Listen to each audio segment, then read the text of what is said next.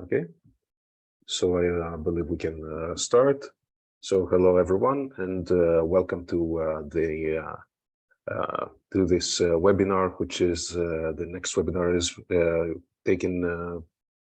held as part of Assured in order to present the innovations, technologies, and implementations performed as part of the project in order to share with the scientific community. And this is following previous webinars that were held on attestation primitives and on tracing mechanisms. This webinar will be focused on blockchain-related technologies, the various applications that were developed as part of Assured in this regard, the uses of these kind of technologies, which are several and will be presented throughout this webinar. So thank you very much, everyone, for attending. Margota, if you would like to add something before we can start with the presentations. Not really, only that the slides and the recording of this webinar will be published on our website, that is assuredproject.eu, and you can reach us also on LinkedIn and on Twitter. And this is our last demo technical webinar, so thanks for your participation. Thank you very much, Margota. So I will make the first presentation, which was intended to provide an introduction to what we will, to the project as a whole, and to what we will be presenting today. So.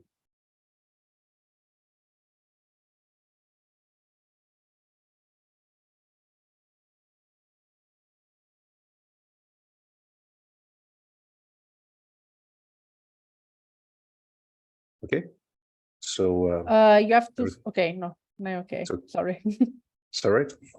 Okay, thank you very much. Yes. So, so we can start.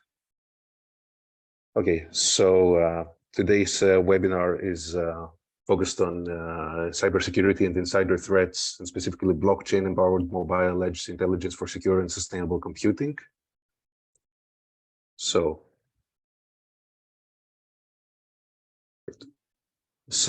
we begin with a brief presentation of the background and motivation of the Assured project, as we have also done in previous webinars, but here we can make a brief introduction as well. So the focus of the Assured project is the operational assurance of cyber-physical systems during runtime using a variety of certification mechanisms. So the need that Assured needs to cover is that current validation methods usually require exhaustive offline testing of every possible state scenario. So what we aim to provide here is security and privacy guarantees for devices participating in such systems, as well as the system as a whole during its operational life cycle. So in this regard, we need to provide services that are able to ensure the trusted execution of components that cannot be assumed to be secure, safeguarding code updates against tampering, compliance of firmware and software to execution policies. And we also need to address a rapidly evolving threat landscape. So in the figure on the right, you can see the top 10 threats in cyber-physical systems compiled by ENISA and how they have evolved from 2017 to 2021. As you see, there have been several changes in the ranking of severity and the prevalence of these threats. So this is something we need to take into consideration, this rapidly changing threat landscape. So what we do in Assured is we have developed a complete security framework that aims to provide operational assurance to large-scale systems of systems that consist of multiple heterogeneous devices with different security and privacy requirements. So in such systems of systems with large-scale service graph change, we need to address security, safety, and privacy issues, and to achieve various levels of trustworthiness for mixed criticality services. Also, another important core tenet of the Assured project is the consideration of the zero trust concept, which means that no device is considered trusted by default. So we need to give the mechanisms in order to provide the devices with the capability of giving trustworthiness claims. So here we have the various research fields that we focused on throughout the Assured project. First is the enhancement of operational assurance, which includes real-time tracing of the processes running within the system without impeding the performance of the system itself. We also have risk assessment techniques, which entails the identification of risks and vulnerabilities in the system, considering interdependencies between assets. Threat intelligence information sharing, which is what we will actually be focusing on this webinar, that entails the secure and auditable sharing of operational and station data as threat intelligence, and also helps the certifiability and auditability of the system. Identity management is also a topic that we'll focus on in today's webinar. That is to ensure that each identity, that each device has the ability to provide verifiable claims on its own identity.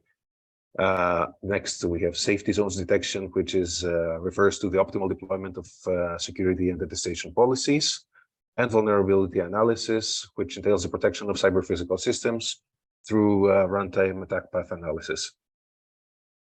Okay, so here we will briefly outline the innovations performed as part of each of the Assured components. First of all, we have the attestation enablers, which provide lightweight attestation capabilities that are able to address all different kinds of requirements that may be present in the examined systems. We have machine learning-based control flow attestation that employs graph neural network-based techniques in order to distinguish between benign and malicious control flow traces. Attestation of the orchestration of the attestation tasks by using security policy optimization system.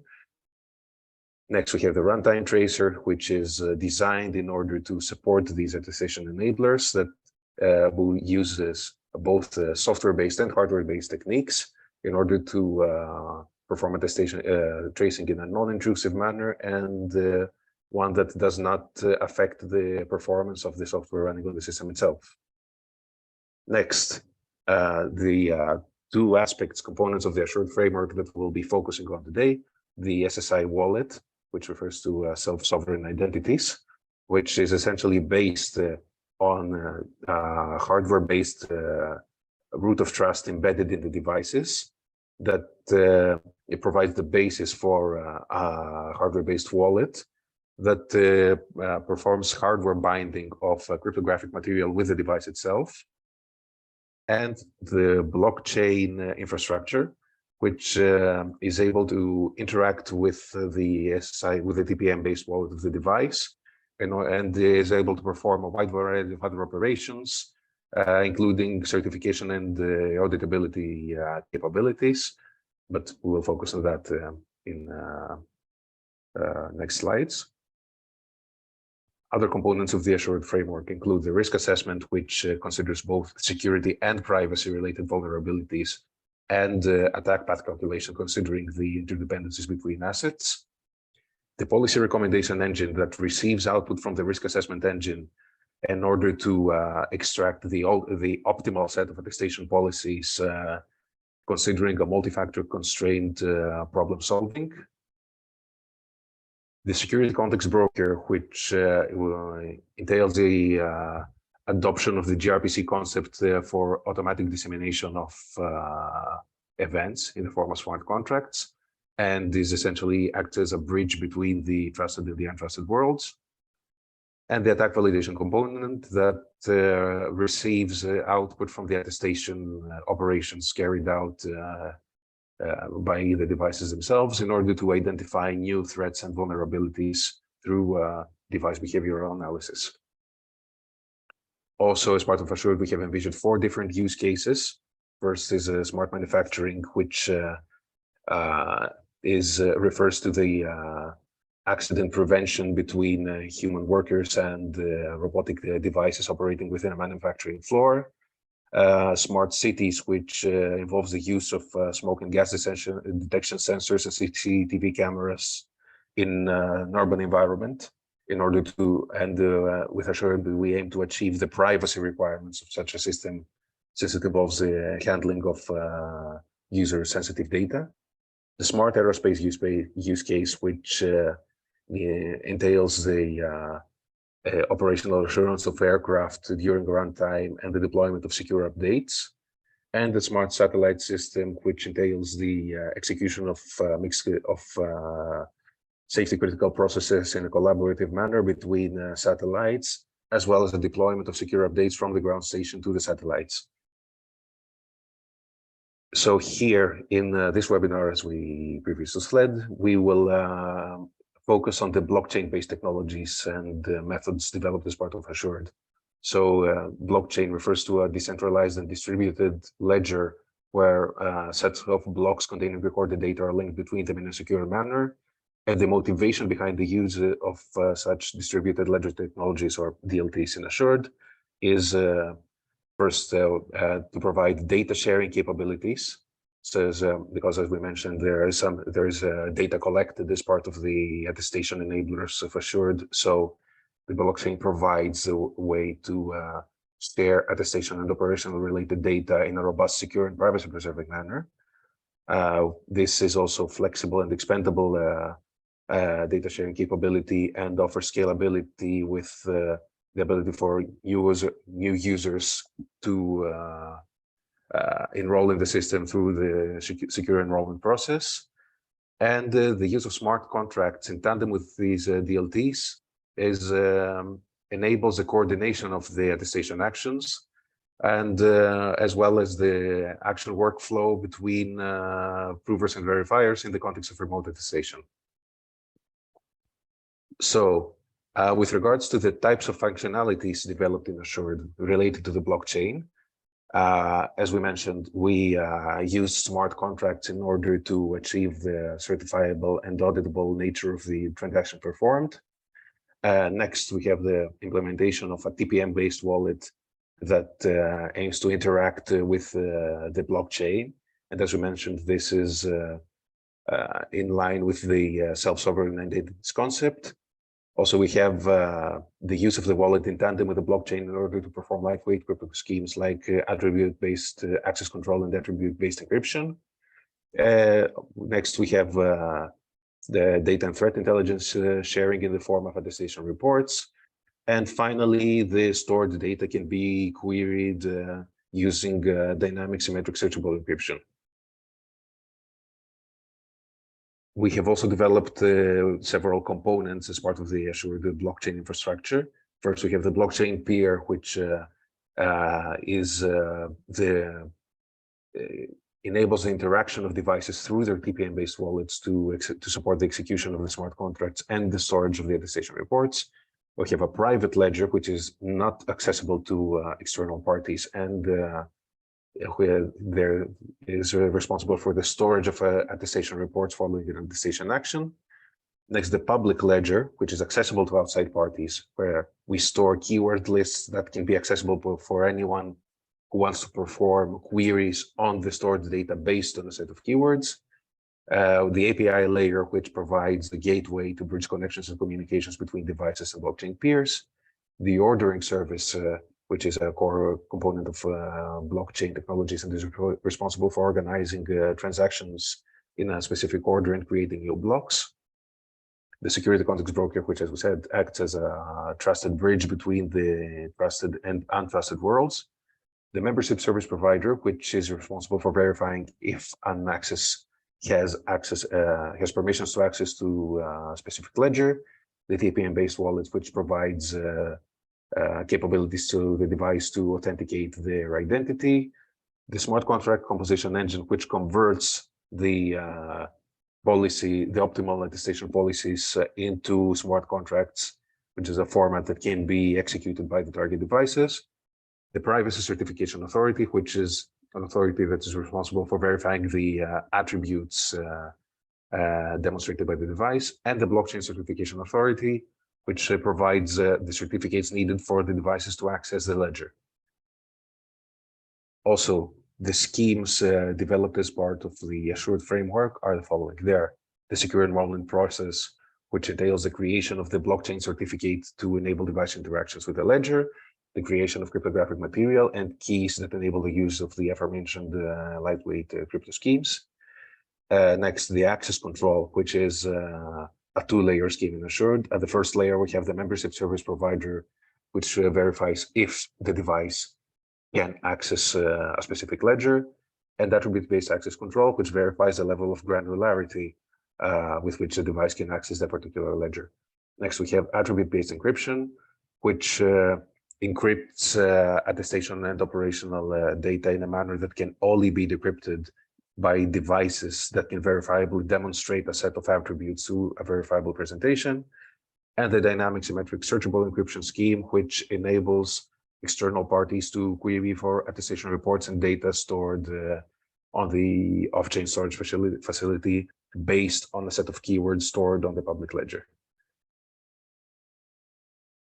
So, taking into consideration all these, we will first will provide a high-level overview of the assured framework and the positioning of blockchain in this action workflow.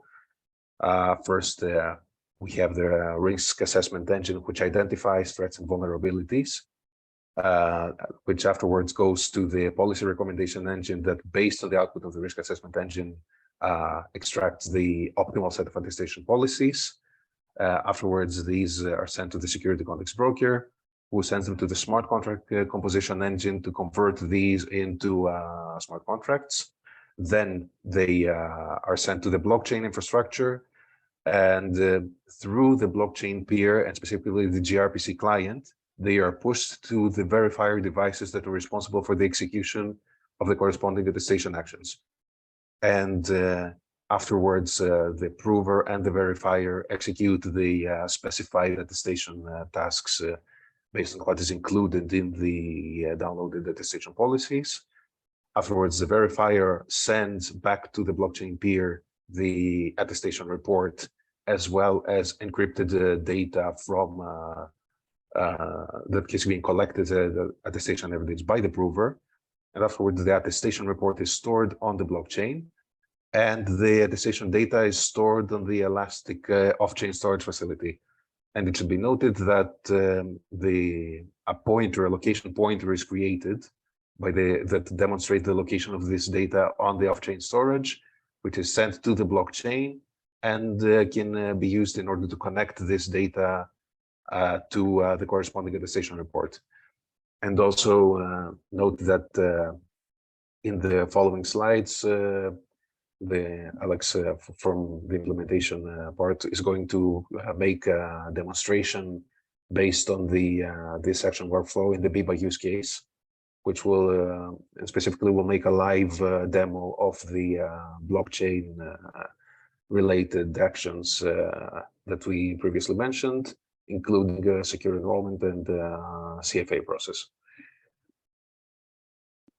Next, as we mentioned, the framework offers the capability to query for such encrypted data.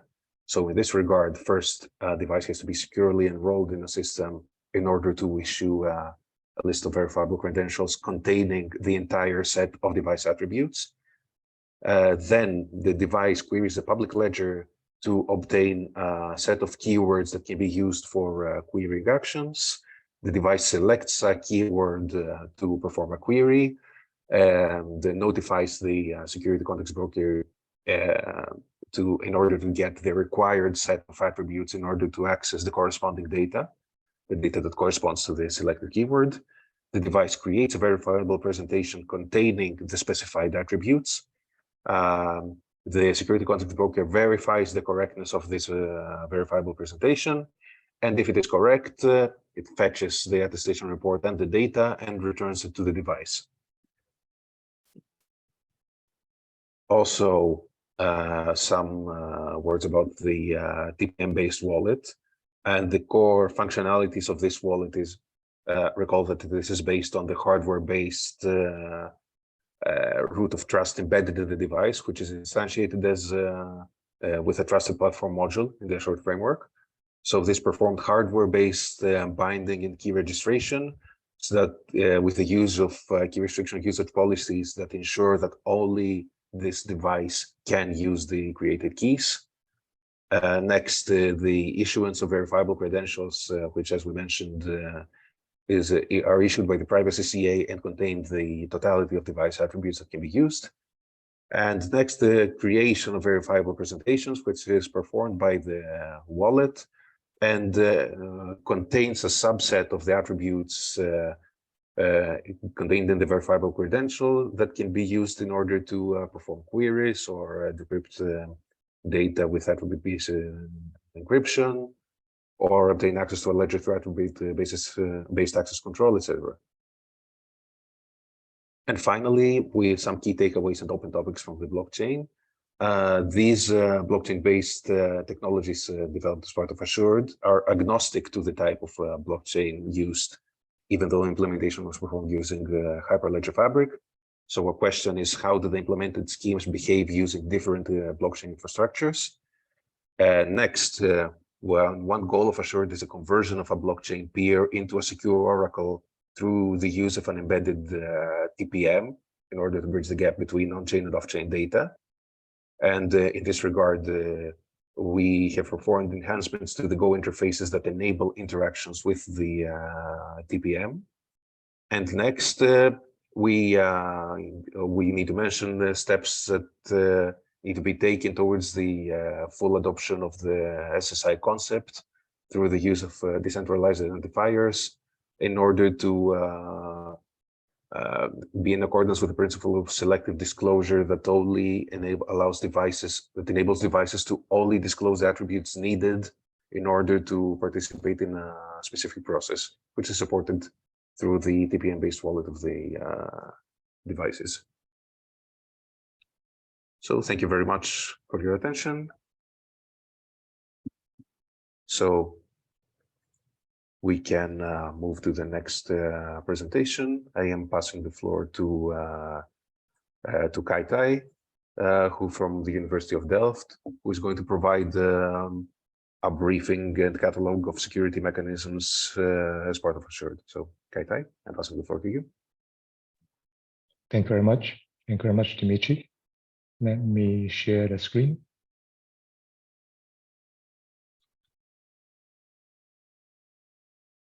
Okay, can you guys see my screen? Yes, you can see it. Okay, thank you. And yes, thanks, Dimitri, to introduce about the background for the blockchain, and then the architecture, and then all the related takeaways technology.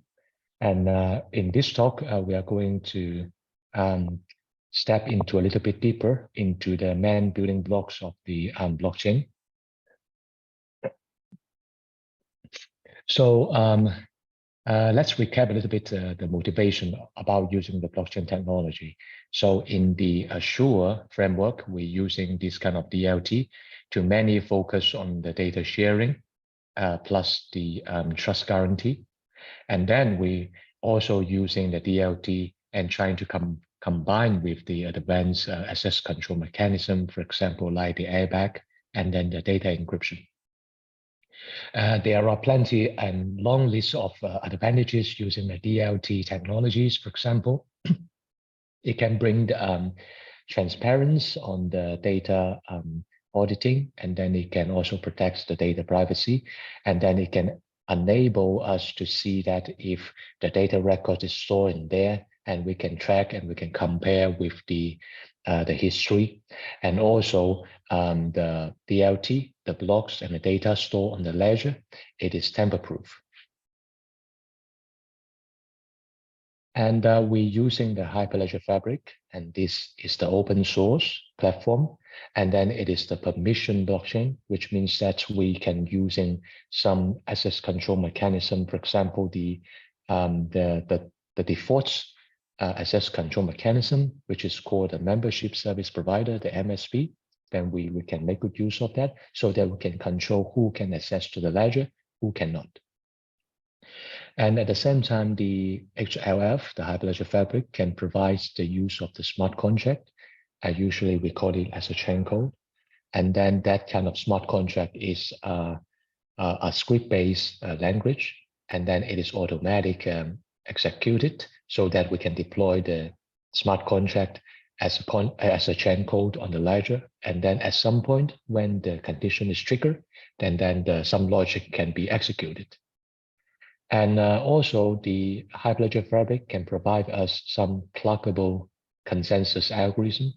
For the consensus algorithm, you can consider that as, because the blockchain platform, it is a decentralized distributed network, and each blockchain nodes need to have some consensus when they're writing the records on the ledger, right?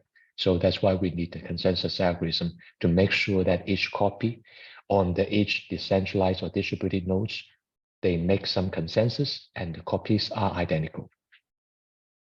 And at the same time, we also provide the channels within the Hyperledger Fabric, which can provide different access purpose. For example, in the Azure context, we have two channels. One is called the public channels, and the other we use is for the private channels. Two different channels we provide for different access. For example, the public channel we give for the external parties. They can do some access and do some search. And then for the private channel, we use it for the internal devices. For example, they access their attestation and etc. through the private channel. And in the Azure, we're trying to provide the following 5 outstanding features when we're using the Hyperledger Fabric. You can consider that we inject this kind of 5 technology into Hyperledger Fabric. The one thing, it is called the attribute-based access control, the ABAC, like Demetrius mentioned. And another, it is attestation-based smart contract and consensus algorithm, a fast and secure consensus algorithm for the ordering service.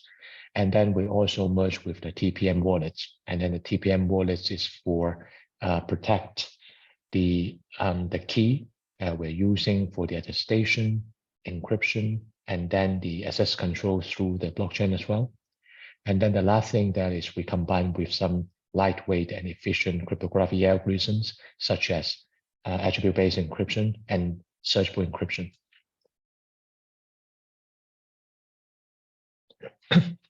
Let's recap a little bit about the rules and the entities we need to use in the following context. So the devices, you can imagine there are IoT devices or any devices that need to show their status, so that to do the attestation and then to access to the attestation records on the ledger.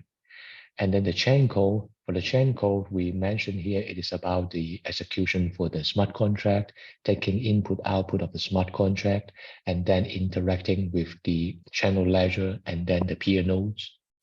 And then the orderer is more like they order the request or the results or response of the smart contract, and then to inject them or order them into a block so that they can be written on the ledger.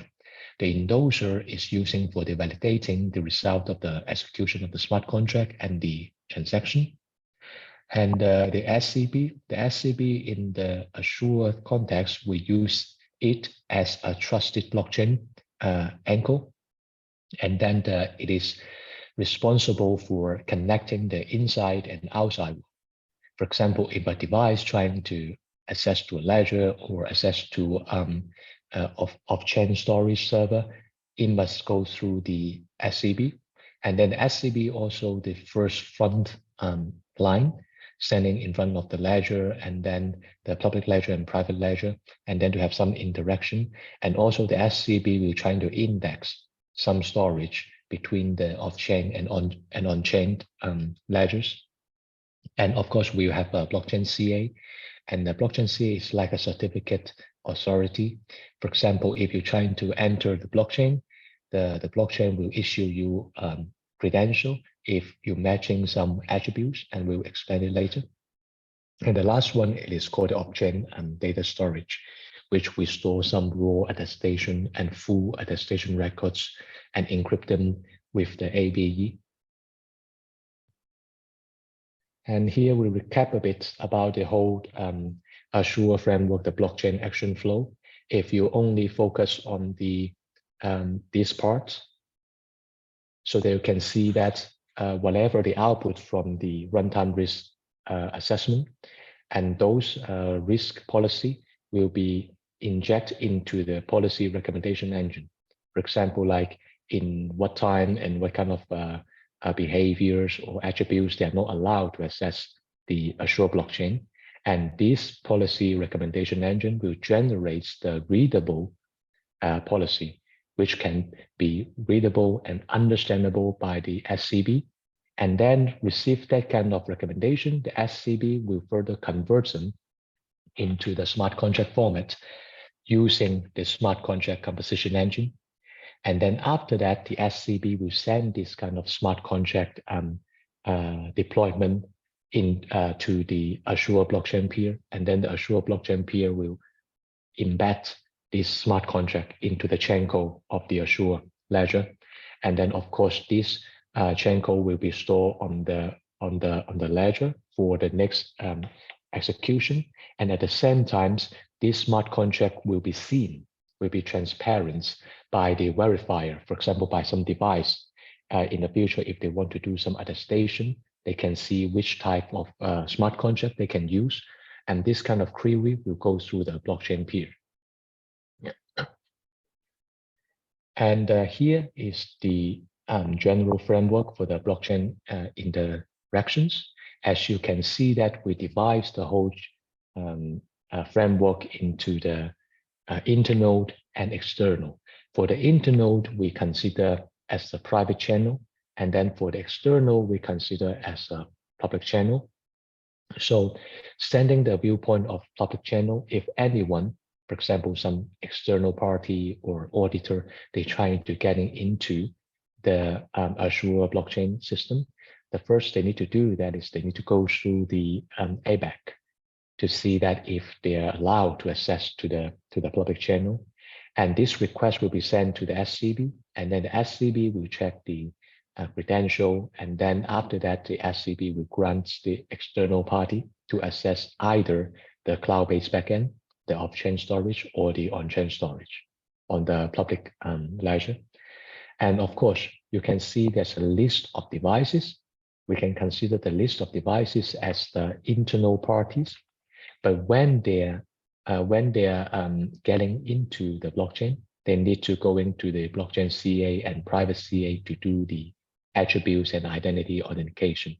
And grabbing that kind of credential, they can go through the ABAC, the membership services, so that to evaluate and authenticate their ID and attributes, so that they can get inside into the private channel, the private ledger. And all these connections will go through the SCB as well. So that's why we highlight that the SCB is a trusted anchor within the private channel and external and the public channel. So whoever want to get into the ledger, they need to first go through the SCB. If we're talking about the smart contract, in the Azure context, we deploy the smart contract in the following steps. So we need to deploy them on the blockchain. And then after that, we assign a unique address to identify the smart contract, which means that the device will understand which ID they could use when they're using the attestation-based smart contract. And then the user will invoke this kind of smart contract using the ID through the transaction. And then after receive the transaction, the blockchain peer can either extract the smart contract from the ledger and send it to the device for verification, or the peers will send a read request to the ledger to just read the smart contract. And the smart contract, of course, they can provide automatically and decentralized attestation, so that we can guarantee that at some points, if a device is requested to do this kind of attestation, for example, please prove that your current status, and then the device can use the smart contract to do the proof and make the authentication. We have two types of smart contract in Azure context. The first one, it is we're using it to depict the schedule, the scheduling attestation policy. So for this type of smart contract, we take the type of attestation task as input, the ID of the device, and then the order of execution, and then the execution time as input, and then the output will be considered as the result of an execution of the attestation. For example, I can prove my current health status, and then after that, I output the runtime, I output my ID, and then the result of the attestation, and then I will send it back to the peers.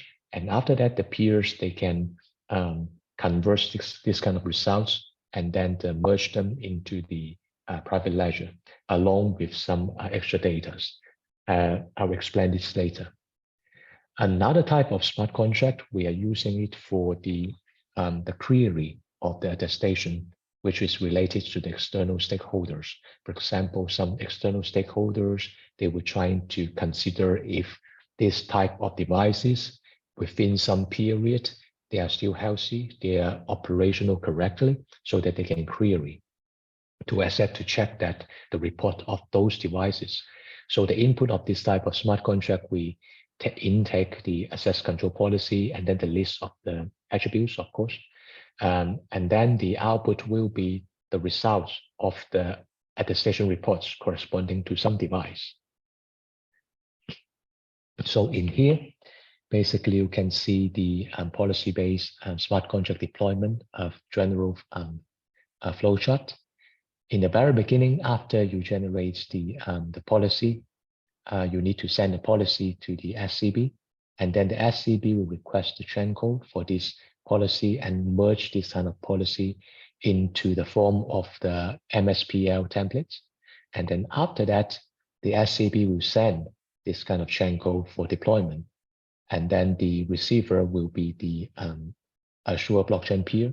And then the Azure blockchain peer will create a policy block working with, for example, the endorser and orderer, and then to merge, at the end, to merge this policy and policy-based smart contract into the private ledger, and then to return the endorsement policy and the corresponding smart contract identity to the SCB. And then the SCB can share this kind of information with the API layer. And then when next time the device want to access, and then the device can, with that ID, with that policy attributes, and then can go through the API, and then to achieve the policy and the corresponding policy-based smart contract.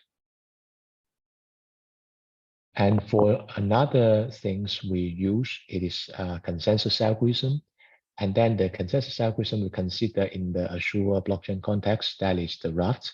And then we use it as a leader-driven model, which means that you can imagine a bunch of orderers when they're ordering and put the attestation result into the block. They need to select a leader among them. And then the leader will try to decide which votes is correct, and then to design the order of the transactions. And then that is the lightweight and safe leader election. And it is worth mentioning that RAF, it is only crash fault tolerance, so far consensus algorithm. So as Demetrius mentioned previously, we're using the trusted blockchain wallet. For the trusted blockchain wallets, we use it into the trusted authentication. For example, this authentication could be between the blockchain peers, and then this could be used on the membership authentication if you're trying to write or read something on the ledger. And this also a trust authentication between anyone trying to access to the Elastic off-chain data storage system. And also we're trying to using this kind of authentication to grant a device or the external party to achieve the data search and sharing. And we will provide the following four things by using the TPM wallets within the Azure blockchain service. Beyond the user authentication, we still need the TPM wallets to store the credential for the device. And also we're trying to using the TPM to do some signature or some secure guarantee for the key. And those key, we call it the blockchain keys. They're using that key to access the private and public ledger channels. And of course, we're trying to using the TPM wallet. For example, we employs on the blockchain peer to verify the blockchain update. For example, if a transaction is validly executed and put into the block, so that the orderer will need to do the signature on top of it. And of course, the TPM can help us to do the continual attestation for device in a privacy preserving manner, which means that the device ID and attributes can be protected when you're using the trusted Azure blockchain wallet. Now in here, you can see the data flow for the registration of a device. In the very beginning, we call that we need to have some privacy CA. The privacy CA, it is the privacy certificate authority. It is trying to generate some credential which is matched with the TPM attributes. And you can consider that it's just like you're going to the local authority, you show the attributes or identity, they give you a passport. And with this passport as credential, the TPM can make a signature on top of this credential, and then the device can ask the SCB for help. For example, it will say that it will send a request, say that, hey, I'm trying to register myself into the Azure blockchain. So in this case, the SCB received the request, will forward to the blockchain CA, you can see that. And then after receive it, the credential from the device, the blockchain CA will try to extract the credential. We're trying to see that if the DAA credential is correct, do some verification. And if all the attribute matching the credential, the blockchain will generate something called the blockchain credential based on these attributes and send it back to the device.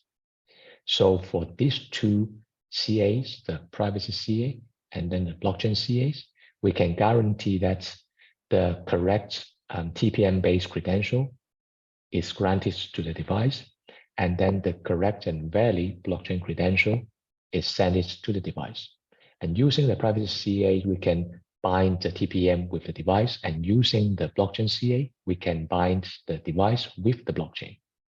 So this is the double authentication. And when device already registered on the Azure blockchain, the next step, it could be this device trying to require some access on the ledger. In this case, like the previous step, you need to first understand what kind of attributes belonging to you. And then these attributes could be requested directly through the blockchain peer. And then the SCB will receive the attributes and then to send these attributes to the ledger. And then after these attributes is achieved, for example, you can consider this step as the attributes request or attributes inquiry from the device.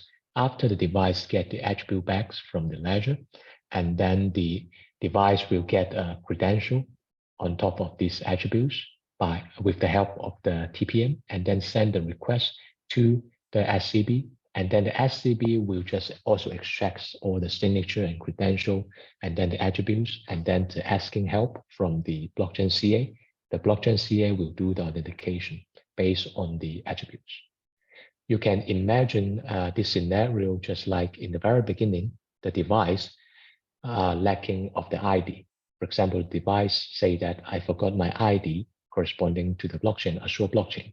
So the first step that is I send a request to asking my ID from the SCB, and the SCB obtained this ID from the ledger, send it back to the device, and the device talk to the TPM to say, hey, I'm going to access to the blockchain.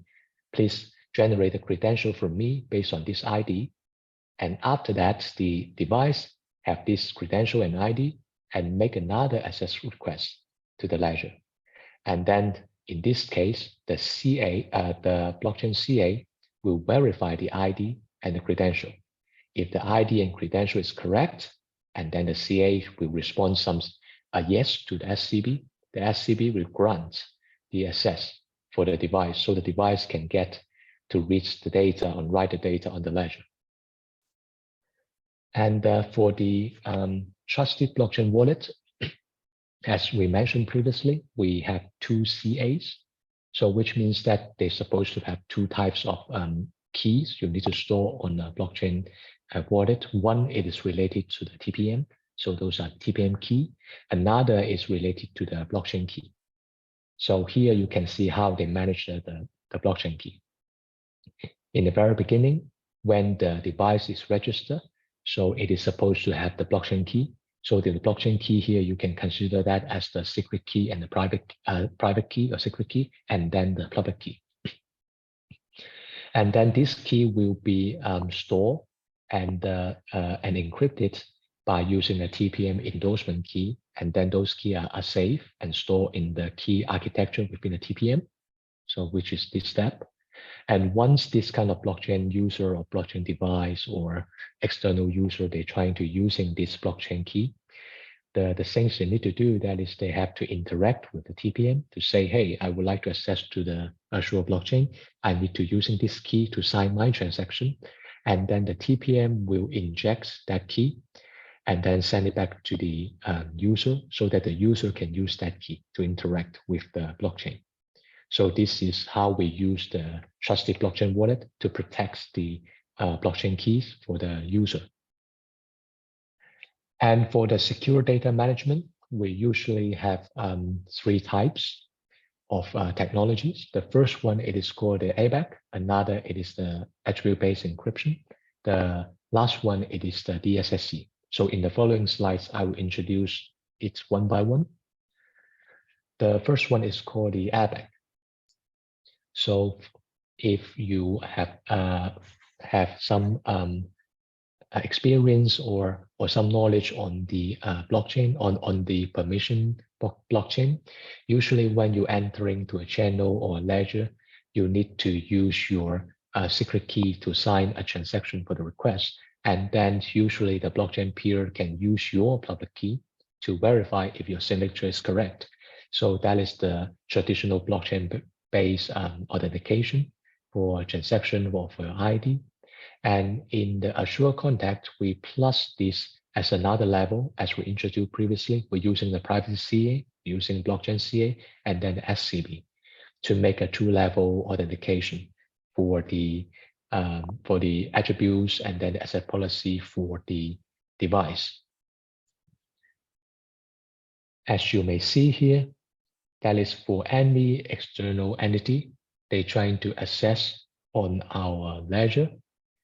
For example, here, in the very beginning, we assume that they embedded with the TPM so that you have the external CA to verify your attributes, and then you give your credential. For example, the credential you can consider as a paper written some attribute of you. And then when you're trying to access to the ledger, you first go through the SCB, and then the SCB will try to obtain and check the access policy based on this external party. And this will be provoked a smart contract policy checking. And if everything is yes, and then the SCB will forward your credential giving to the blockchain CA. And then the blockchain CA will have interaction with the ABAC API layer. And then the ABAC API layer will check your credential to see if your attributes is correct. If yes, this API, our ABAC API, will send back a yes to the external party so that the external party can get access to the public ledger. And similarly, this external party can also get into the private ledger through the anchor peer, so that the anchor peer can also check the attribute and credential. And for the private channel, it is a little bit easier because we can only grant the device to go through the private CA and then the blockchain CA, and then we can go through the private ledger. And then recall that the private CA, it is for verifying the attributes, which is generated by the TPM. And then the blockchain CA, it is trying to verify if this attribute and the access policy matching the blockchain credential. And if it is yes, then we can let the airbag API can grant the access token to the devices, then the device can get access to the private ledger. And also when the device is trying to place some attestation result, for example, I attest my status and then I generate the hash of my status and then the status, and I'm trying to put these things on the private ledger. What we're trying to do, it is first you need to go through the airbag to authenticate your own attributes and through the policy-based smart contract. If it is yes, then we're trying to put your attestation results and then the hash of your attestation results and merge into the block through the ordering service. And then when the block is ready, and then we send to the blockchain peer. And then at the same time, these steps will be merged with the off-chain storage as well. The things we're trying to do is we're using the attestation hash and then the encrypted data of the raw attestation reports. And then we have the block address. We send this kind of bunch information to the SCB, and the SCB will store the encrypted data to the off-chain storage and get the corresponding pointer, which indicates where the data store on this off-chain storage, and send it back to the peer so that the peer can merge the pointer, the attestation result, and then the hash of the result on the private ledger.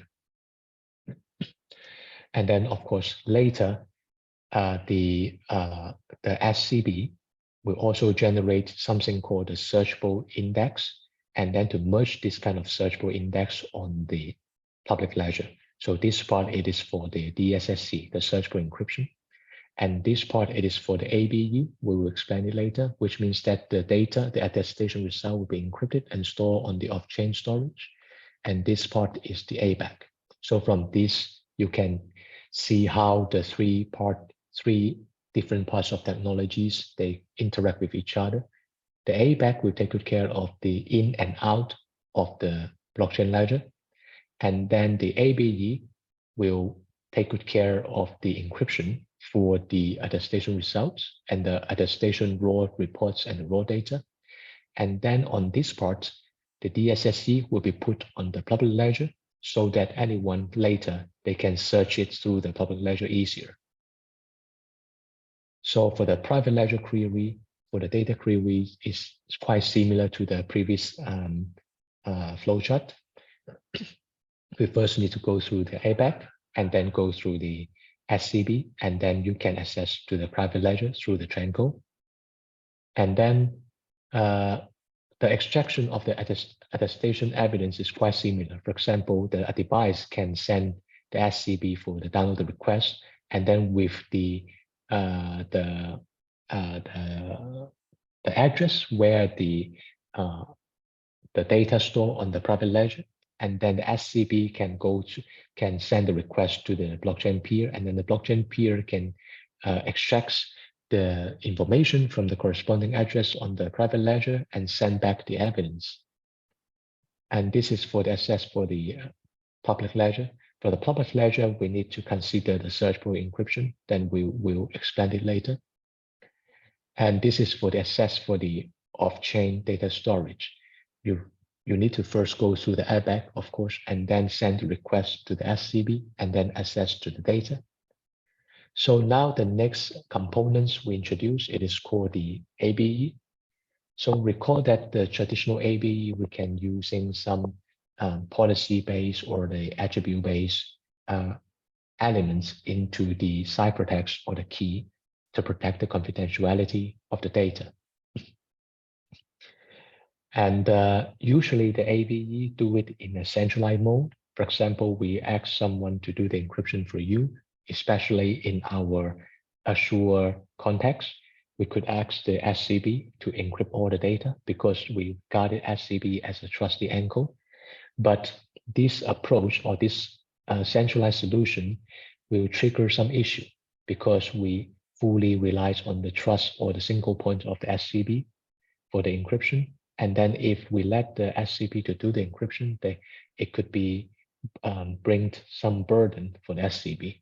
So to bring a more cost-effective or the green solution into the Azure project, we bring some novelty in this case. That is, we propose a first scheme of its kind to provide something called decentralized ABE. So we enable the decentralized distributed devices to do the encryption, and later we also allows this bunch of devices to do the decryption to extract the attestation raw data. The whole system model we have will require three parties or three rules. One, it is the trusted authority. For this trusted authority, we don't require, for example, the SCP to do the encryption or any decryption.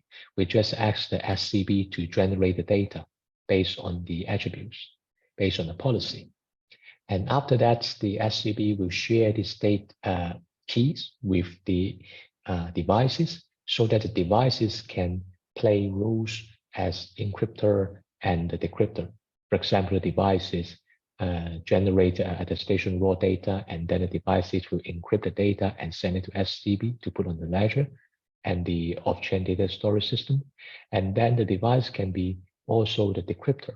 For example, I request to see that I'm device A. Can I check the device B's attestation data when device A as a verifier so that it can download and check the reports?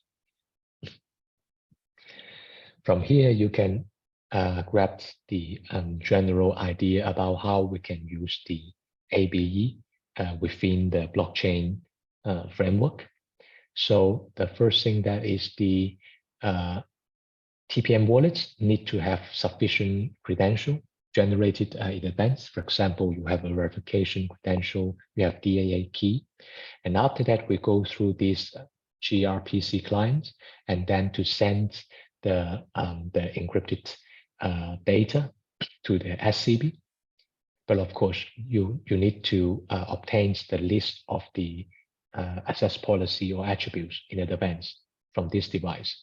And after that, you using these attributes, using this policy to make ABE encrypted data, and then you send it to the SCP.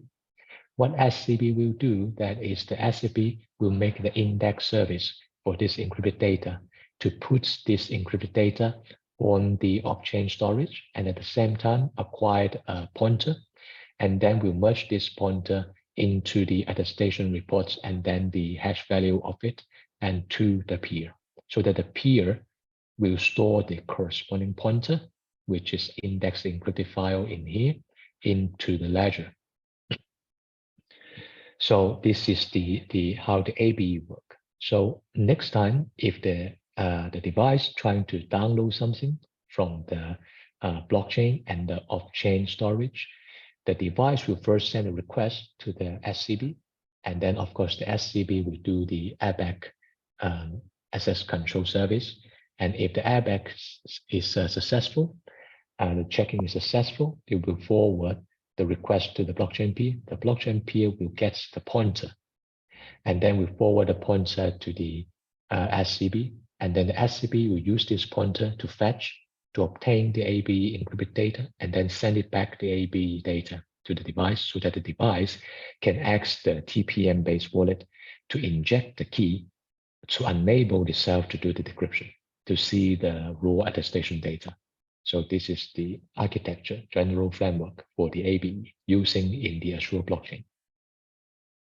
So another highlight things we would like to bring, that is the attribute list update.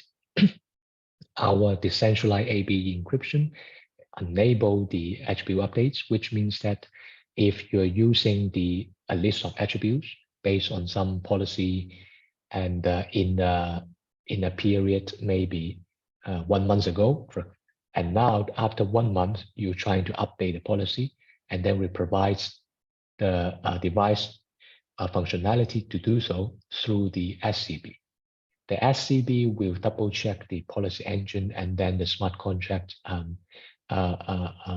chain code to double check that if the policy update needed if it is needed, then the SCB will sign a new policy, contain the digest of the runtime and the static attributes, and then we'll send this signed policy to the corresponding device. And after receive the new policy, and then the device will just discuss the old policy, we'll just store the new policy with the help of TPM. So the last components, useful and meaningful components we introduce, it is the DSSC. In general, the DSSC in Azure context, we can perform a very fast and secure search over the public ledger. And you can imagine the DSSC is like the following tool.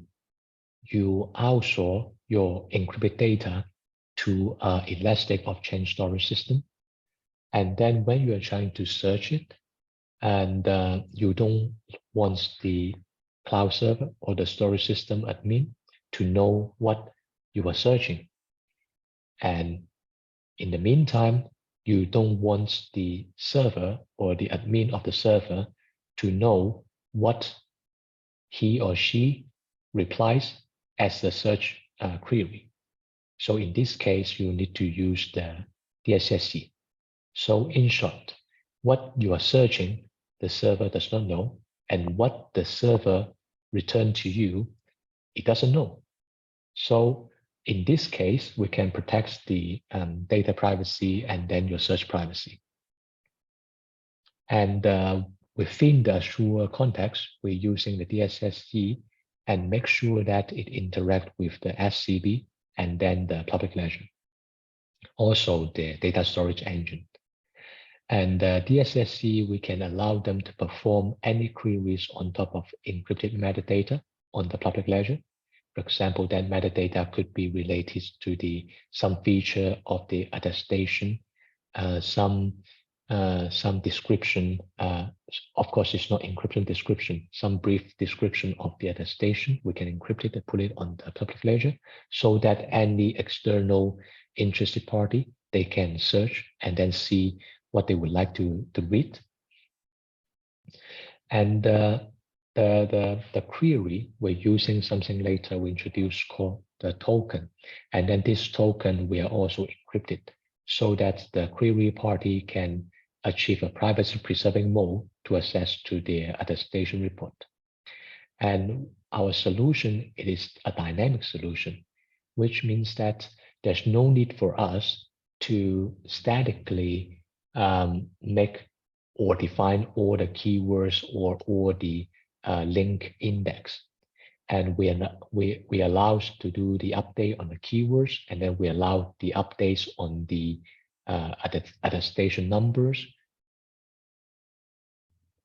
And as mentioned previously, we're using the DSSC to make sure that what we are searching, the server doesn't know, and what the server sends back to us, it doesn't know. So in this case, we protect the data privacy and then the keyword privacy. For the data privacy, we means that the data, they're encrypted and stored on the elastic off-chain data storage server, and the server cannot touch the data, I mean the underlying plain text. And for the keyword privacy, we mean that, for example, the query could be related to the attestation ID or the attestation name or something. And this kind of query, we also protect the attestation name and the ID, so that what you are going to search or what you're searching, the server doesn't know. For the design of the DSSC, we mainly include four algorithms. So if we don't consider the key generation and etc., then we focus on the build, index, and encrypt, which means that we designed initial stage of the keywords, and then how these keywords mapping with the file identifier, for example, or the attestation ID, and then we encrypt them, and then we outsource this kind of index and the encryption list to the server. The next step that we do, that is we generate the search token for your query. For example, if someone trying to using a keyword, the keyword could be like attestation name or attestation type. we will reformat this kind of attestation type, for example, as a keyword into a token. And then we further send this token to the server. And then the server can make a search. And then if there's a match, and then the server will return us correct matching encrypted data. So this is like the framework we're currently using. The first thing is that we build an index, and then each index corresponding to the keyword, and then we encrypted the different file identifier and then merge them on the database. When we are going to search, we're using a keyword generating a token, send to the database, and database can make a search and send back something encrypted. And then the local user can decrypt the data and get the file. I have to highlight that in our Azure framework, you can consider the database as a public ledger. So the public ledger, what the public ledger can do, that is the user here will be the SCB. The SCB generated the search index, and then the encrypted this file identifier will be replaced by the pointer. The pointer referring to the elastic off-chain storage. And then they will send the encrypted pointer and then the index structure to the public ledger. And then the public ledger peer, they can put them on the ledger. And then when next time the SCB in here trying to search something, for example, this query could be sent by an external party or sent by an external or internal device. And then with this kind of query, the SCB will generate a token and send this token to the public ledger peer. And then the public ledger peer receives this token, will do the search on the ledger. And after something is matched, we'll send back the encrypted pointer to the SCB, and SCB can decrypt the pointer and send it back to the requester. As we mentioned, we have the following entities. For the interactions, we need to have a data owner, which usually is the device themselves. And then the device need to notify the SCB about the keywords, what kind of keywords you're trying to put on your data and etc., so that the SCB can help you to build up the index structure based on the keywords. And then we have the blockchain peers related to the public ledger. And then we have the SCB, and then we have the off-chain storage, which we use it to connect it with the pointer, and then the data user. The data user usually is the data requester. So in here, you can see the general flow for the data storage and search on the public ledger. So in the very beginning, some Azure peers you can consider as maybe a device or a party. Generate the attestation results, attestation ID, and the encrypted attestation raw data and some metadata as a bundle, and send this bundle to the SCB. And then the SCB will try to generate a storage request to the data storage engine, which is the elastic off-chain data storage engine. And then we put this bundle of data, the raw encrypted data, and then to the engine. And then the engine will return the pointer, which indicated where this encrypted data stored in the engine. And then with this pointer, the SCB will encrypt the pointer, and then we'll construct the keyword dictionary for the pointer. For example, which kind of keyword corresponding to the attestation and the pointer, and link the pointer and the attestation together. And then we'll construct a DSSC bundle, and the SCB will send this DSSC bundle to the public ledger. And then the peer in here will merge this type of bundle, dictionary, and all the data on the ledger.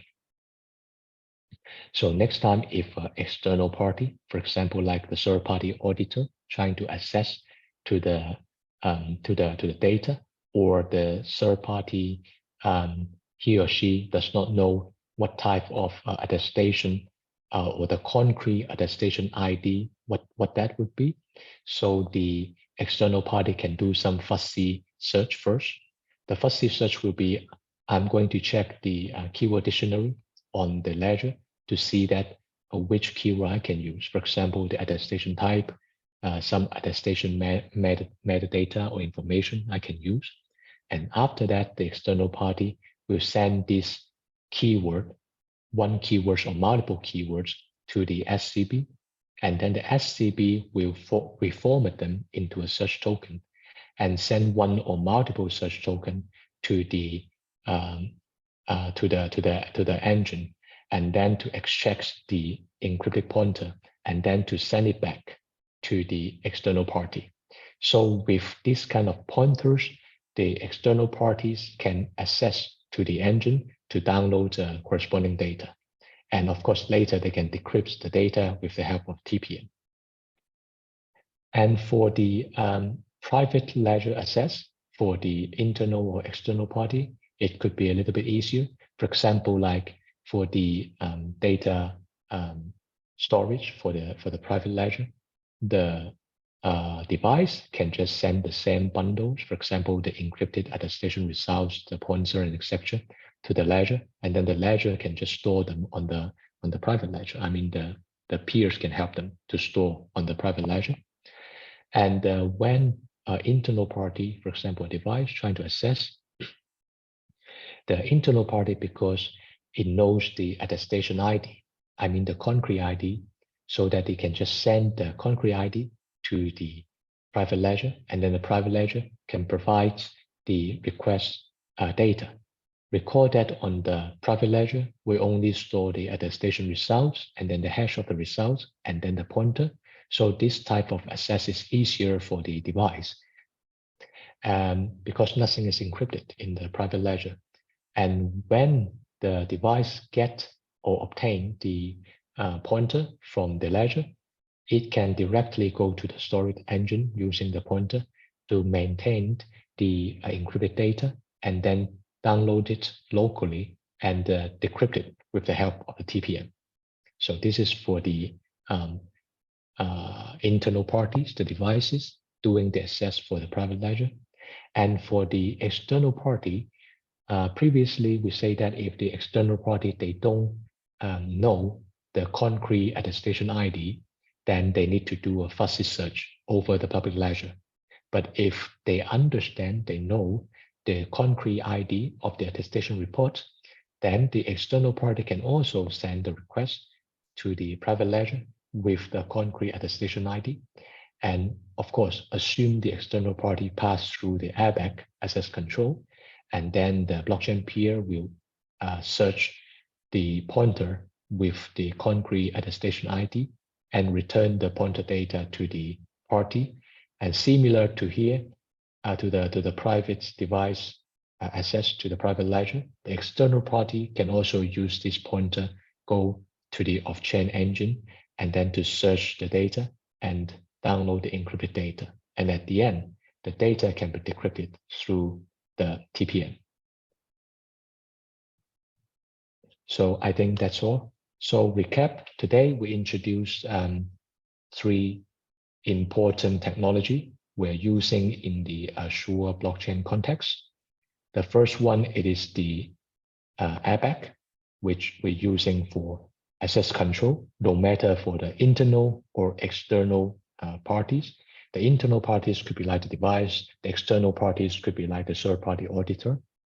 And then the second technical components we use, it is called the ABE and decentralized ABE.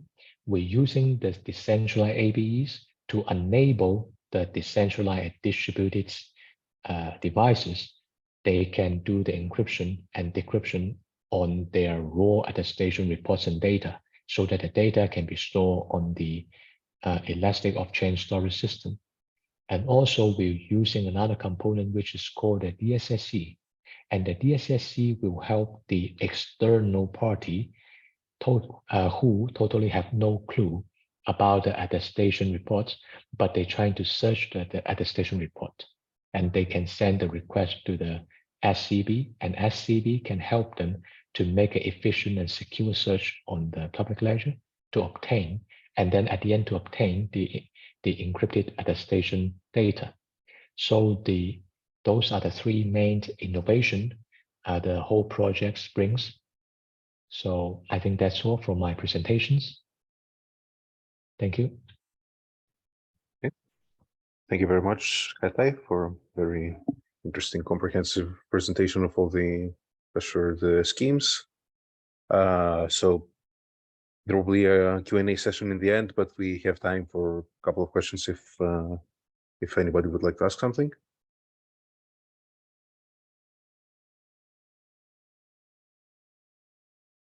Okay, so seems not. If there are any questions, please write them in the chat so we can address it in the end.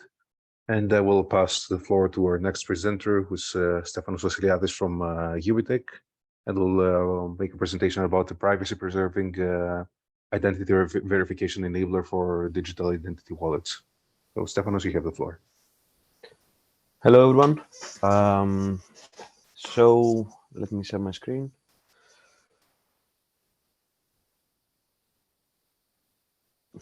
Dimitris, can you see my screen? Is it okay? Yes, I can see Yes, it. perfectly. Okay, great. So we'll be talking to you about basically identity management and how we try to move to a more decentralized, giving more control to the holder, identity management through the Azure framework. So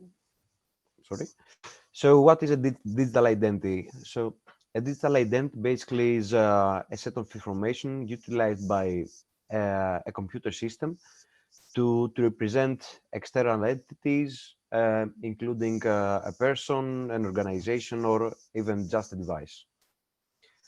So let's see a historic roadmap, more or less. We begin from centralized identities that are issued from a certified authority or the state or stuff like that. Then we moved to a more federated identity, such as passports, in order to move between countries. Then we moved to user-centric identities. And finally, what we want to achieve here is a self-sovereign identity, which basically means that the holder, the person, holds his own claims and he's in control of what information he wants to publish to a third party. So here we have the triangle of trust. We have the holder, which is basically the person, the device, or the organization that wants to acquire an identity. We have the issuer, that's a trusted entity that issues verifiable credentials. And we have the verifier that is responsible basically to verify through cryptology with maths that the presentations, the identity that the holder provides is correct. Here we see an example. We have Benny that takes his verifiable credentials from the government and then sends it to the verifier to be verified that only a subset of his identity is published. And here what we gain is that we don't, Benny doesn't publish the CPR, his group, and other information from his identity.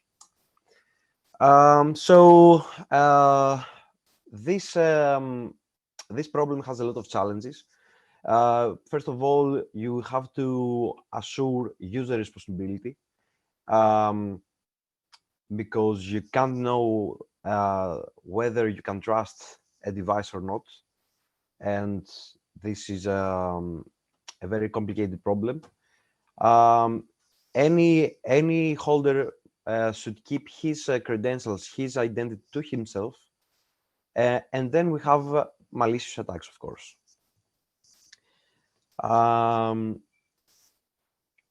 Yes. So for that reason, we decided to employ the TPM, the Trust Platform Module, which is basically a cryptographic processor specifically made for embedded devices and computer systems, which is responsible for creating cryptographic keys or performing cryptographic operations like signature or encryption and stuff like that. And the most important thing is that basically every key can be linked to a specific key restriction usage policy that if and only if the policy is satisfied, then the TPM is allowed to use the key for signature operation or anything else. For that purpose, we use the platform configuration registers, which basically secure data storage inside the TPM that takes information from the firmware, from the bootloader, that specifies the correctness, the not malicious behavior of the device. So for the assured approach, what we did is that we used the TPM to create credentials from a certified authority, the VC issuer, and then using these credentials, we eventually create the verifiable presentations. This is done with the DAA key, which is a TPM key, and actually what we achieve with that is that we create eventually unlinkable signatures, and through the TPM we gain the level of trust that we need to achieve in order to be able to create our own claims. So the presentation themselves comes from a trust platform because they contain the credentials, the verifiable credentials that are issued by the key of the VC issuer. But the problem here is because the credentials are not stored inside the TPM, how do we know that the credentials has not been moved? So this is an issue for the wallet.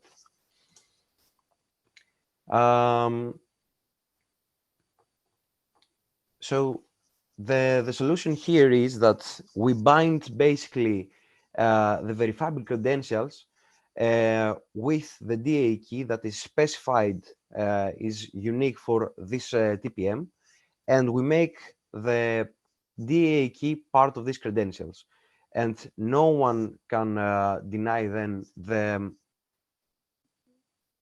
the device binding, basically. So in conclusion, it is very difficult to guarantee the security and the trust and give such power to the holder, but in any way it is worth it, because nowadays the less information you publish, the more privacy preserving life you're gonna get. So there's a lot of things to be done still, but we think that we're getting there, and the Assured project was a big step ahead to what's coming. And here you can see the diagram basically of the architecture of the Assured framework regarding the TPM wallet, where we have two central authorities that are trust third parties, the DAA issuer and the VC issuer. The DAA issuer is responsible for creating the DAA credentials and issuing the key restriction usage policies that are going to bind, lock the DAA key. And then if the enrollment is completed successfully, we ping the VC issuer in order to get our verifiable credentials and then issue our own identity to the verifier. So thank you very much. If you have any questions. Thank you very much, Stefanos. So if there are no further questions. Okay, then. Thank you very much. So we can proceed with our first demo performed by Alexandros Sambanis from Ubitech. So as we mentioned, we will take a look at the action workflow that we presented in the first presentation, as well as by Kaitai. So Alexandros, you have the floor.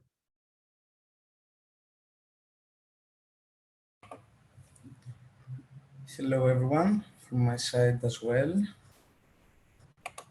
Let me first share my screen. Dimitris, can you hear me? Yes, we can hear you. Okay, great. I'm now sharing. And we can also see your screen. Okay, perfect. So together we're going to basically execute the whole Assured framework and observe step by step the different components and how they communicate with each other. So let's dig into it. We have two Raspberries connected to our network now. The first one is the verifier device, and the second one is the prover device. On the left terminal, you can see these tabs which are dedicated, which are connected to the verifier device. First of all, we have the two TPM servers, software-based TPM server that our banner is regarding the creation of the verifiable presentation, as well as the encryption process are connected to. Here is the two binaries that are fulfilling this purpose. We can also see the CFA server, the ML-based CFA server, which we will pass the traces fetched from the prover device, the traces of the binary that we want to attest. And it will basically give us an attestation result, true or false, based on the correct state of our binary. Here we can see the attestation agent of the verifier, which is responsible for all the transaction of the data and the communication between the different components.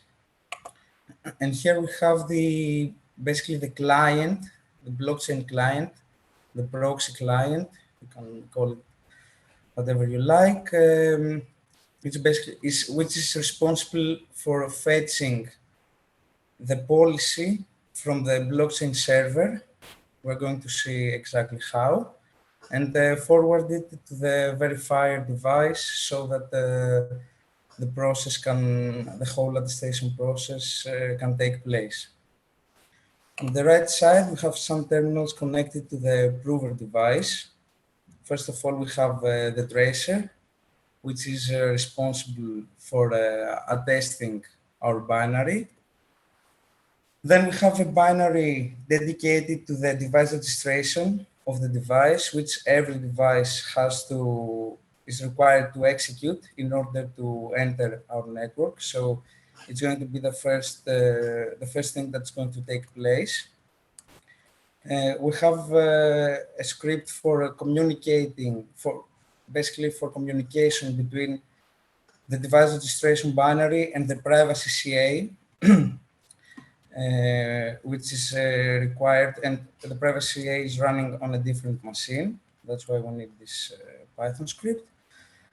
We have the TPM client binary, which is basically a wrapper for an interface for communicating with the hardware-based TPM client, or with the hardware-based, TPM that we have installed on the prover device. And we also have the attestation agent, which is similar to the one that the verifier device has, and has similar functionalities based on the prover, though. So, to initiate our whole process, we need to basically create a risk assessment through our holistic tool.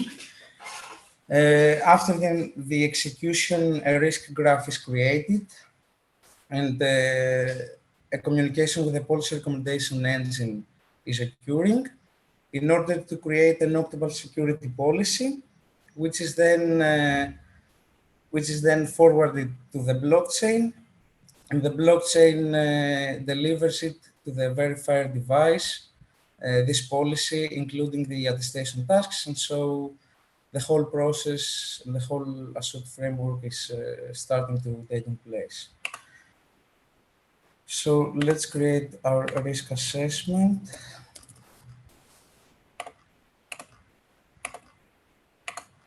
We're initiating it. And now we are executing it, and let's see what happens on both our devices. So we're expecting here, as we can see, we have received the policy with the attestation tasks. First of all, the device registration is happening, as you can see, and has happened. So our prover has successfully registered to the network. Here is the attestation report forwarded back to the blockchain, including some required information. And now, this policy that the blockchain sent us basically includes the device registration, which is required, which is necessary, and then a CFA attestation task.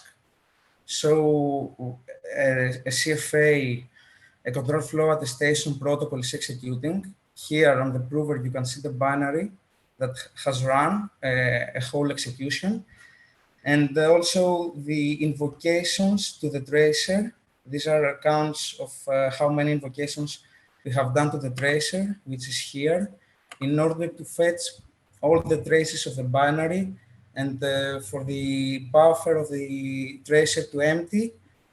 So just to be sure that we have fetched all the traces and we have the whole execution, so we can be sure that the CFA server, as you can see here, receives all the traces needed in order to produce the correct attestation result that we want.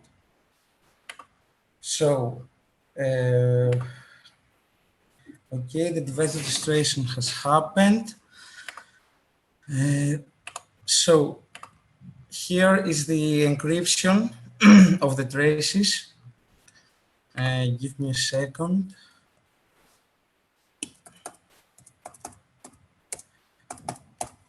So yes, this is an error regarding the points that the TPM is calculating, and now and then this error pops up. We have run it multiple times, but this is what always happens. So we're going to restart the whole process to see a whole execution executed successfully.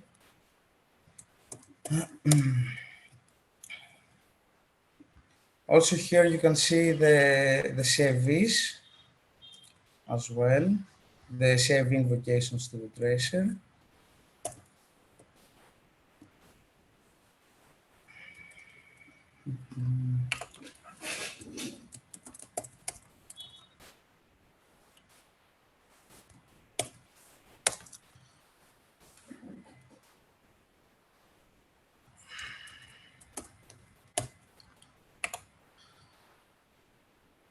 So we are restarting the agent.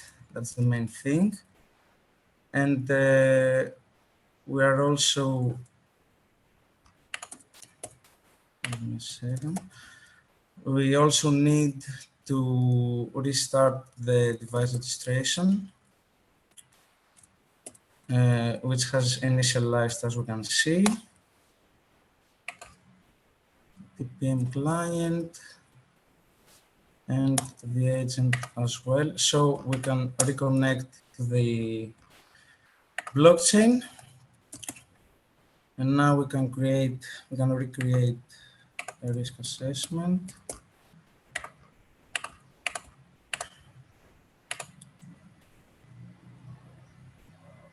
And restart the whole process.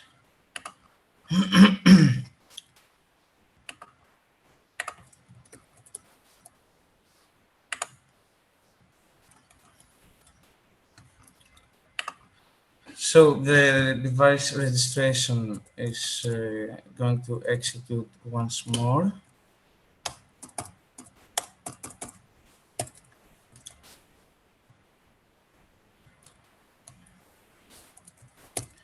Give me a second, we will need to restart the tracer.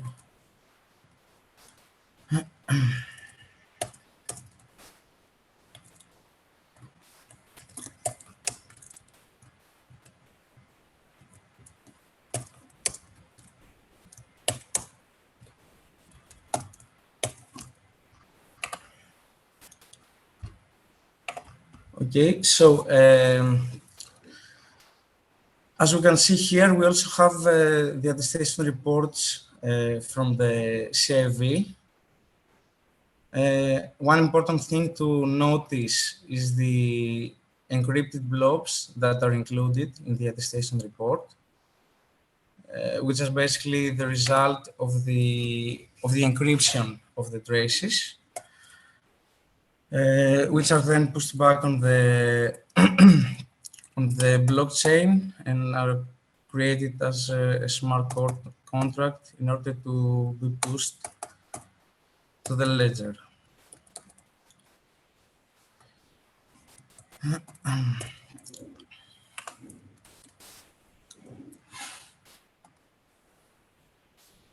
Dimitri, do we have like 2 minutes extra in order to run the whole execution successfully? Okay, we're a bit tight on time, but yes, a couple of minutes. It's okay. Okay. So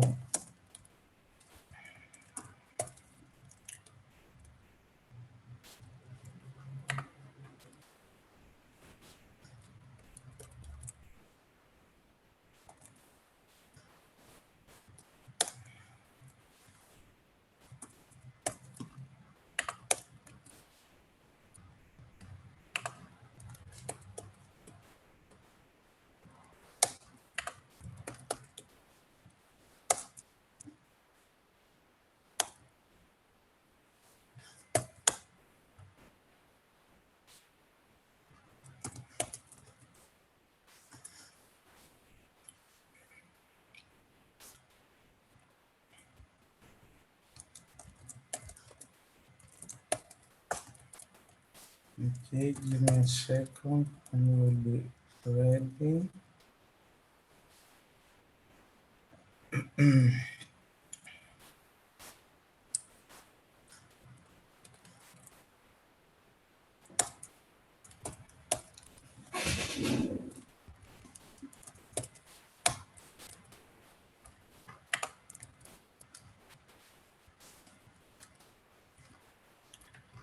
Okay, on the prover side, we're ready to go. I have already subscribed to the blockchain.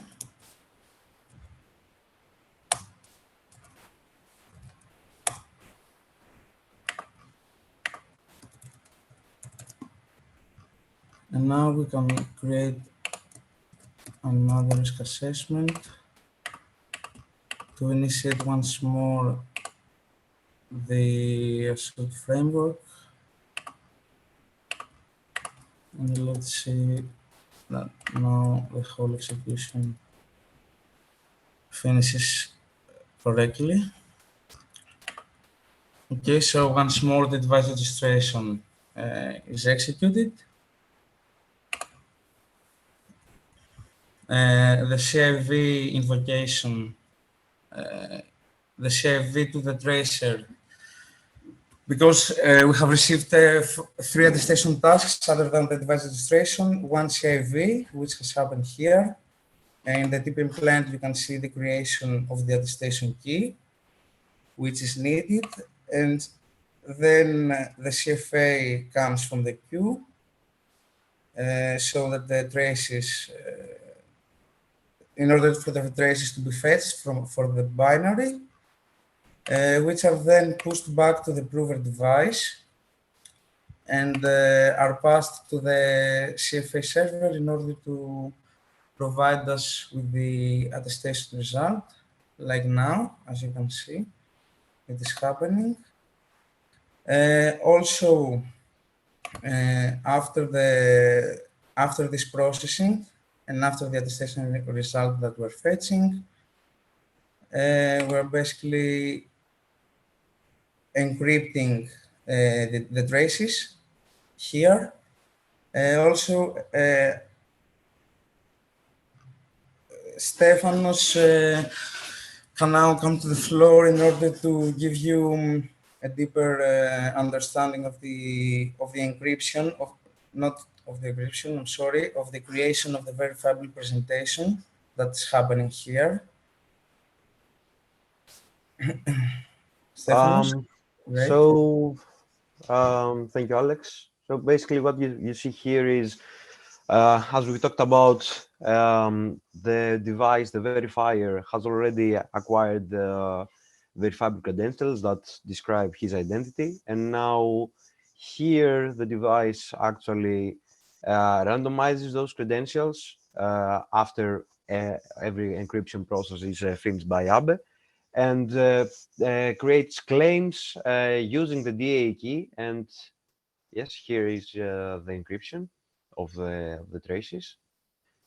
And here we start, we choose which attributes we want to disclose. And we start randomizing the VC credentials, the verifiable credentials. And eventually what we do here is that we're trying to pass all the policy checks that the DA key is binded with, and eventually finalize the verifiable credentials presentations, by signing with the DA key. Okay, great, thank you. So, as you can see here, the whole process, all the attestation tasks have been executed successfully. Here is basically the last attestation report that was created, which was for a CFA requested by the blockchain. That's why you can see the encrypted blobs, which is the result of the encryption of the traces that Stefanos talked about. And also here on the blockchain, on the proxy client of the blockchain, you can see on the logs the 4 creation of the reports that were required. 1 for the device registration, 1 for the CFA, and 2 for the CIVs that were included in the MSPL policy that were received by the blockchain, and we responded with the attestation reports that you saw earlier. And so now, Vasilis, I'm giving the floor to Vasilis so he can explain, he can give you a better explanation of what happened internally in the blockchain throughout the execution of the assured framework. Thank you, everyone, for your attention. Okay, thank you, Alex and Stefanos. Hi. So just, okay, so we're a little bit tight on time, but we can cut into the Q&A session time if there are no questions. So, okay, Vasilis, you have the floor. Yes, let me share my screen.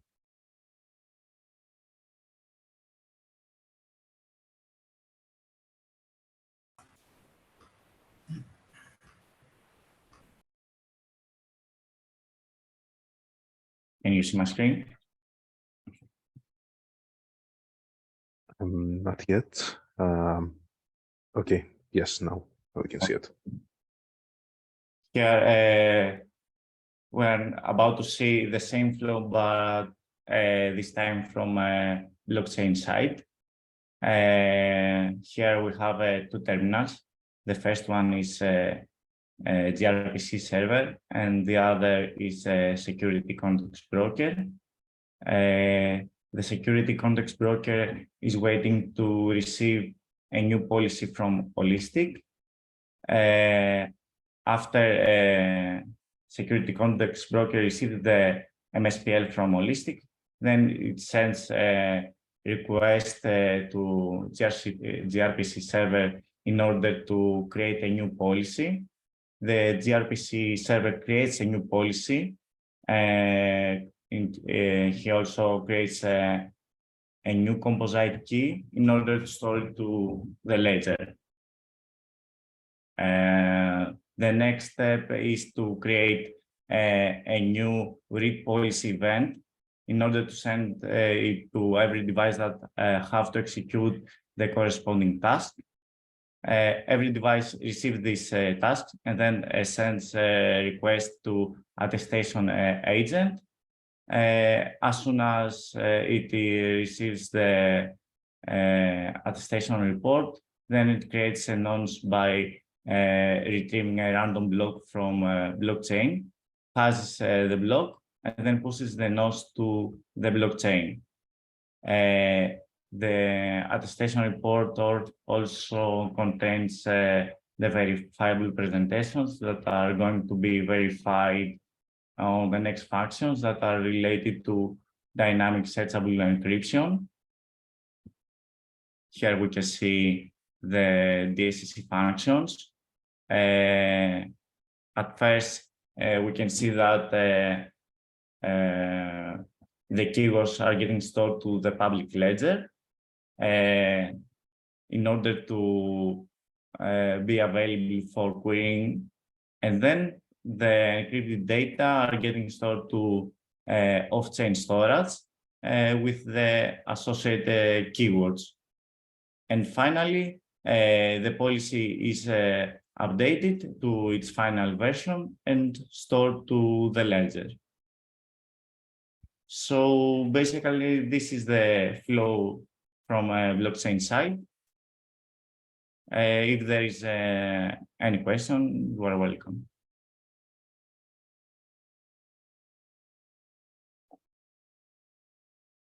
Okay. So thank you very much, Vasilis. So if there are any questions, we have time.